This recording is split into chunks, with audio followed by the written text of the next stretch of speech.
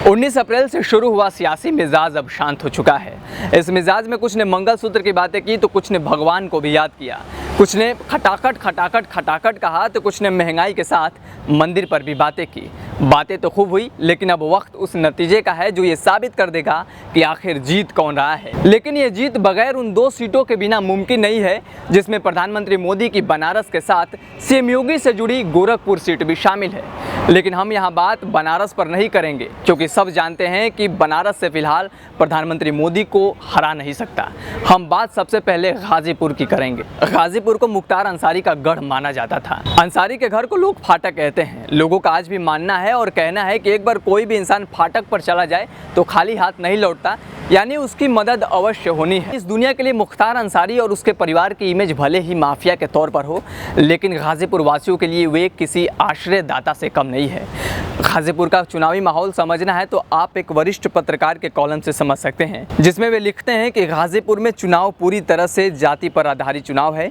लड़ाई तो सपा और भाजपा के बीच है, लेकिन जातिगत समीकरण सपा प्रत्याशी अफजाल अंसारी के पक्ष में है। जराइम के साथ सियासत की दुनिया में अपना नाम बनाने वाले मुख्तार अंसारी आज भले ही गाजीपुर के चुनाव में नहीं है, लेकिन गाजीपुर का चुनाव उनके बिना अधूरा है। ऐसा हम नहीं बल्कि वहाँ के लोगों का कहना है। बीबीसी की ग्राउंड रिपोर्ट में अंसारी फैमिली के घर फाटक के पास मैकेनिक के तौर पर काम करने वाले खयूब खान कहते हैं कि मुख्तार भाई की बात ही अलग थी। कोई भी काम उन तक पहुंचा तो समझो मदद हो जाती थी। मेरा ही एक जमीन का मामला था, कुछ लोग कब्जा कर रहे थे, जिसे उन्होंने मुझे वापस दिलवाया। खयूम आगे बताते हैं कि ऐसा नहीं है कि मुख्तार भाई जब जेल में हो तो मदद नहीं होता था।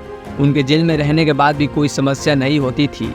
जब उनका कोई भी काम फंसा हुआ हो तो एक बार उनके लोगों से बता दो, काम हो जाता था। उनके जाने से लोगों में मायूसी है। वे हर जाति और धर्म के लोगों की मदद करते थे। यही कारण है कि उनके मिट्टी यानी अंतिम यात्रा में लाखों लोग शामिल हुए। हालांकि गाजीपुर में कुछ लोग इस बात से इनकार करते हैं। वे बताते हैं कि मुख्तार अंसारी लोगों की मदद तो करते थे, लेकिन उनमें से अधिकतर मुसलमान होते थे। आपको बता दें कि अफजाल अंसारी के खिलाफ भाजपा ने पारसनाथ राय को चुनावी मैदान में उतारा है। पारसनाथ राय गाजीपुर के पूर्व सांसद और जम्मू कश्मीर के उपराज्यपाल मनोज सिन्हा के करीबी बताए जाते हैं। इसके अलावा बसपा से उमेश सिंह चुनावी मैदान में है। मीडिया रिपोर्ट्स के मुताबिक निर्दलीय प्रत्याशी के तौर पर अफजाल अंसारी की बेटी नुसरत ने भी नामांकन किया है। माना जा रहा है कि हाईकोर्ट में चल रहे मामले में अगर फैसला अफजाल के पक्ष में नहीं गया तो वे चुनाव लड़ने के लिए अयोग्य हो गए तो उनकी बेटी नुसरत मैदान में बनी रहेंगी। पूर्वांचल में घोसी और बलिया जैसी सीटें भी शामिल है, जहां से सुबासपा अध्यक्ष ओपी राजभर के बेटे अनिल राजभर और पूर्व पीएम चंद्रशेखर के बेटे नीरज शेखर का सियासी सम्मान भी दांव पर लगा है। अब यूपी के पूर्वांचल से थोड़ा सा बगल में चलते हैं। बगल यानी बिहार में। बिहार में एक सीट ऐसी भी है जिसके बारे में शायद ही कोई जानता हो। ये सीट है काराकाट। काराकाट रोहतास जिले में एक छोटा सा गांव और सामुदायिक विकास खंड का नाम है। वास्तव में देखा जाए तो क्षेत्रफल और जनसंख्या के हिसाब से ये सीट काफ़ी छोटी है, लेकिन भोजपुरी के एक बड़े कलाकार ने बड़ी बड़ी पार्टियों के सियासी धुरंधरों का सारा गणित बिगाड़ दिया है।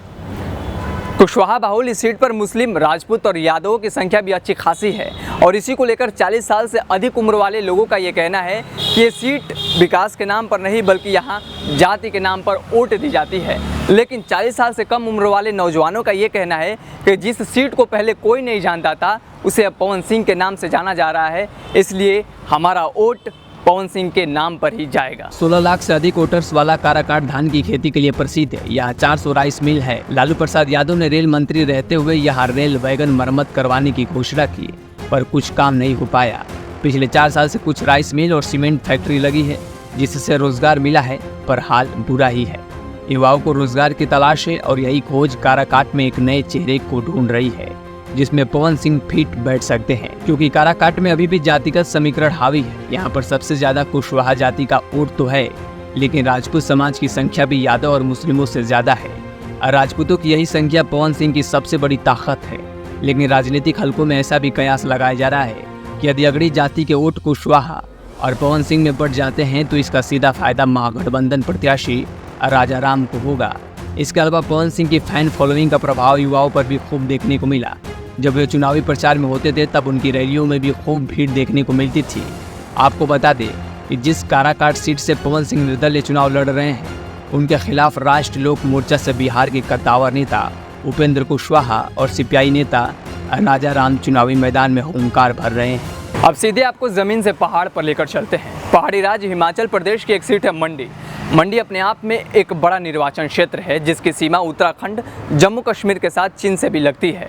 मंडी में इस बार दोनों साइड से गर्म हवा चल रही है, क्योंकि एक ओर से पूर्व सीएम वीरभद्र के बेटे विक्रमादित्य सिंह तो वहीं दूसरी ओर से मशहूर अभिनेत्री कंगना रनौत चुनावी मैदान में। 37 साल की कंगना रनौत जिधर भी चलती हैं, प्रधानमंत्री मोदी के नारे के साथ जय श्री राम के जयकारे भी सुनाई देने लगता है। हालांकि कुछ मीडिया रिपोर्ट्स को देखने के बाद ये पता चलता है कि विक्रमादित्य सिंह कंगना रनौत को कांटे की टक्कर देते हुए नजर आ रहे हैं। इसके अलावा स्थानीय लोगों में बीजेपी को लेकर खासी नाराजगी भी देखने को मिल रही है, जिसके पीछे अग्निपथ स्कीम, किसानों से जुड़े मुद्दे और महंगाई सबसे बड़ा जिम्मेदार है। कांग्रेस शासित राज्य हिमाचल के मंडी में सब जानना चाहते हैं कि जीत कौन रहा है। दरअसल इस बार यहाँ से चुनावी मैदान में निर्दलीय सहित 10 उम्मीदवार हैं, लेकिन सबकी नजरें 2 प्रमुख राष्ट्रीय पार्टियों के प्रत्याशियों पर ही टिकी है, जिसमें कंगना रनौत और विक्रमादित्य सिंह शामिल है। लोगों का कहना है कि कंगना यहाँ के स्थानीय मुद्दे को उठा रही है, जिससे उनको फायदा मिलेगा। हालांकि कुछ लोगों का ये भी कहना है कि प्रदेश में महंगाई ने कमर तोड़ रखी है, इसलिए वे बीजेपी प्रत्याशी कंगना को वोट देने से कतराएंगे। तो ये कुछ सीटों का विश्लेषण है। हालांकि जीत का ताज किसके सिर सजेगा ये तो 4 जून की तारीख तय करेगी,